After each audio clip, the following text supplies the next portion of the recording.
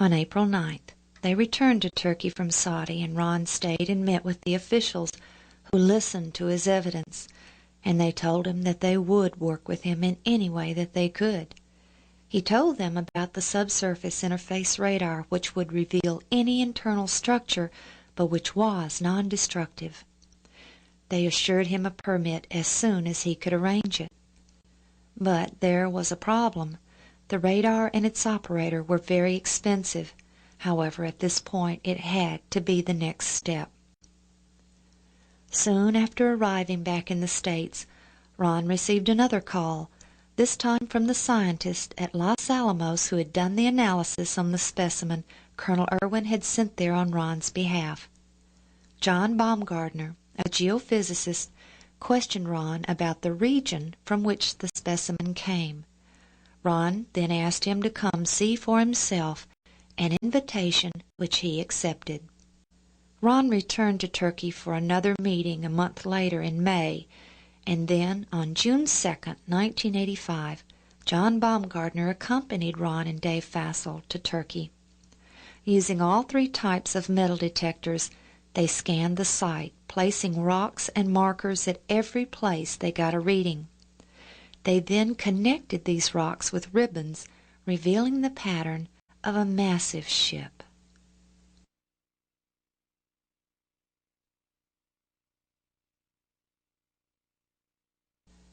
Dave found a specimen which John examined and found to be consistent with hand-wrought iron. My name is John Baumgartner from Los Alamos National Laboratory. I've had the privilege of being on this expedition with Ron Wyatt and David Fassel this last week to the site east of Dobizet in eastern Turkey, investigating the site of a large boat-shaped object. Okay, would you show us briefly this specimen that Mr. Fassel owns and that we wish we owned? Okay. It's striking in the fact of its angular character. Seem to have some preferred planes in the object on the outside as well as the inside. This inner portion appears to be a silica replacement of something. This would represent, if the interpretation is correct, a portion of an angle bracket, and we see a corner of it here. It's interesting that it apparently still displays the grain structure of the iron.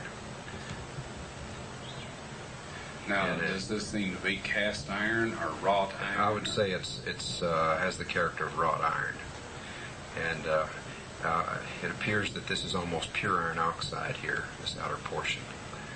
All right, from your own use of metal detecting equipment out on the site, John, would you say that this is an isolated piece of iron? No, we found just an incredible amount of iron in this formation. This is one of this was sampled from one of the many points along the stores. We were on the starboard side where we collected this sample. They appear to be regularly spaced along the boat. But Ron knew the difficulty they would have in convincing anyone else that this object contained the fossilized remains of a massive ship. The general public simply didn't understand about petrification and frost wedging, which fractured petrified wood. Even more importantly, Ron was discovering that many trained geologists didn't recognize pre-flood petrified wood because it doesn't contain the growth rings of post-flood wood. None of the specimens he had taken from the site had growth rings, and because they were fractured from the weathering, they were only fragments of timbers, unrecognizable as wood to most people.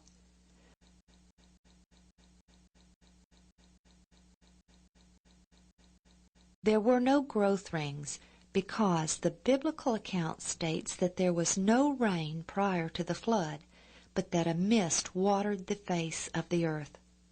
Growth rings result when the growth of the tree halts due to cessation of its water supply during the cooler season or during a drought. Scientists who reject the biblical account even agree that carboniferous plants contain no growth rings, but this would be a stumbling block to many.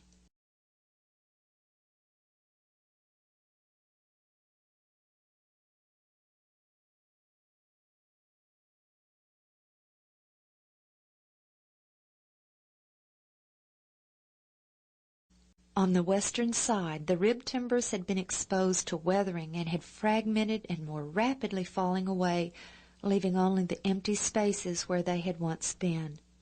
The only way to distinguish the rib timbers on the side that still retained portions of them was from the color difference in the fragmented ribs from the soil surrounding them. The exposed ribs were, for the most part, now reduced to very small fragments, but they still remained in place. By this time, Ron was convinced that this was indeed Noah's Ark, and this ship, as such, is the oldest man-made structure on Earth, and it is in the exact condition that was to be expected, but it wasn't what the world wanted to see. They were looking for a barge-shaped ship, still intact or perhaps broken in half, but still wooden, not petrified. And they were looking for it on Mount Ararat, even though this volcano had experienced several eruptions, the most recent in the mid-1800s, which was very similar to the Mount St. Helens eruption, which blew out an entire portion of the mountain. The upshoot of the interest of the group at Los Alamos is that Dr. Baumgartner made an appointment with myself and David Fassold to meet some people out in Dallas that were considering funding part of the documentation on this formation. And David suggested that a subsurface interface radar scan of the site would be helpful and useful since we were denied permissions to excavate. And of course I was very happy with that prospect, and the results of our meeting in Dallas was that the project to do a radar scan of the site was funded. Everyone's hopes were riding on the radar scans. Only the internal structure could have survived the weathering which was fragmenting everything on and near the surface. Dave also arranged for ABC's 2020 to cover the event. On August 1st, 1985, Ron arrived with the permit and was joined by John and his group, which included other scientists from Los Alamos.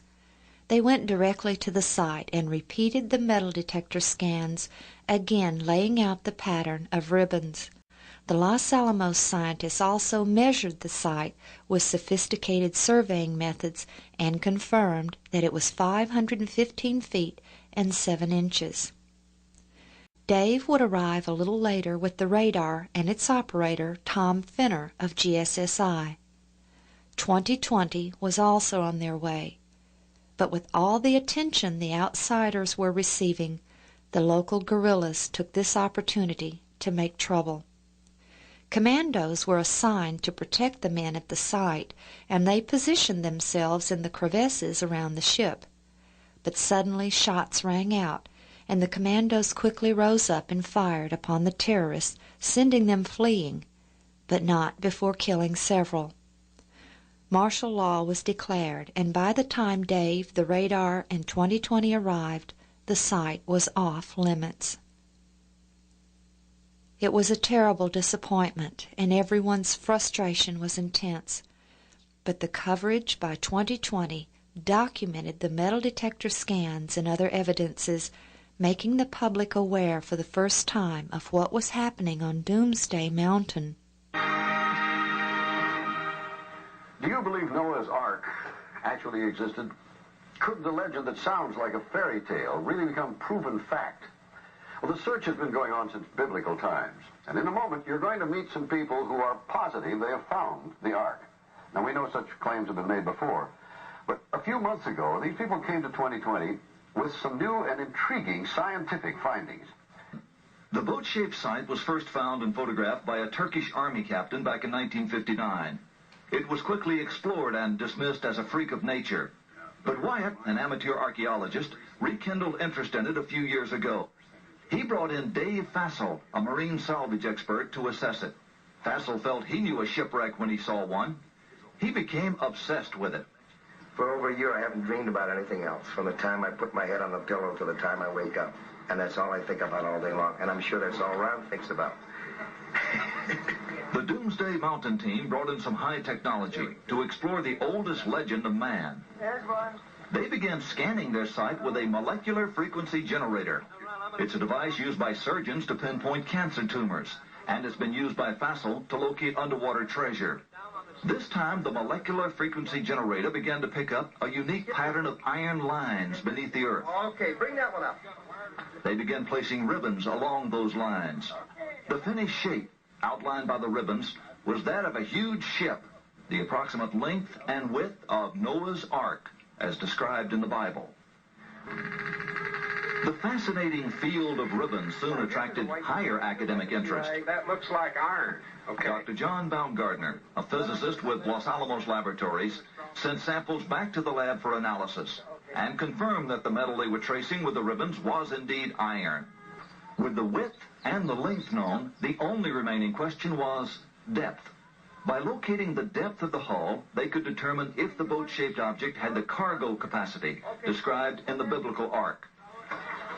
To resolve this final issue, Wyatt and Fassel brought geologist Tom Finner to Turkey with his company's heavy-duty subsurface radar equipment. Gear like this located the black box cockpit recorder on the floor of the frozen Potomac River after the Air Florida crash. Suppose this rock were a foot or 2 feet underground. Would it give you a reading as to where that was? Could you locate it? Yes, we could. Is it possible that there will be a moment at which you will say, this is a man-made object? The symmetry of the feature suggests it's a boat. I hope to prove that the underground structure is in fact that of a boat. Just before we arrived to do this story, several groups of climbers, including Ark hunters from the Probe Ministries of Texas, were attacked high on Mount Ararat by a band of Kurdish separatists. They sent in several battalions of elite commandos who swept up Mount Ararat, chasing the rebellious Kurds, with predictable results. Some were killed, some arrested, but others escaped southward toward, you guessed it, the boat-shaped site on Doomsday Mountain. It became a hornet's nest of anti-guerrilla activity. The restrictions of martial law left the American explorers isolated from the outside world. Not even a telephone. Well, I'll be back next year, for sure. Yeah. Anyway, we're going to hang in like smell on a skunk till there's nothing left. Get this done. Hang in like the smell on a skunk. The Turkish government stopped the exploration. What now? Since we were there, Barbara, things have cooled down, and they've sent their own team of scientists in to take a look at this site. It's a very fascinating location. John Baumgartner did a live interview with CBN during the event, and this too brought the site to public notice. John explained that the site was completely unique. Not only had they performed metal detector scans on the site, but they had also examined other sites which, at first glance, appeared similar, but which showed absolutely no metal readings. You suspect that the formation itself could be different than any other formation on the mountain? We feel the formation is quite unique. There are several formations that have a superficially similar shape, but and we've investigated several of them, and they, as we investigate them, we find they are do not have the special characteristics we find in the site we've been focusing on. But still, the radar had not taken place.